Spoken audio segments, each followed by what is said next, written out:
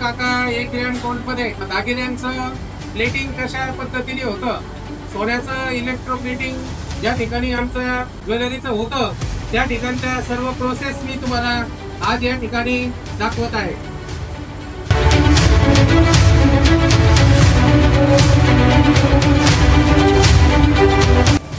अशोक काका 1 gram gold मध्ये हे दागिने कॉपर या धातूपासून बनवले जातात आणि या दागिन्यांवरती अशा प्रकारे प्लेटिंगच्या वर्कचं काम या ठिकाणी आमच्या कारखान्यामध्ये केलं जातं।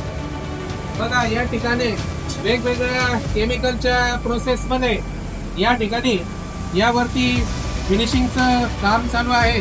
यानंतर या दागिन्याला आमच्या या कारखान्यामध्ये प्लेटिंग होणार आहे। या ठिकाणी आता अशोक काका 1 ग्रॅम गोल्डच्या दागिन्यांना एकर कोटिंग नावाचं जे केमिकल दागिन्यांवरती आम्ही चढवतो ते या ठिकाणी होत आहे, ते मी तुम्हाला दाखवत आहे।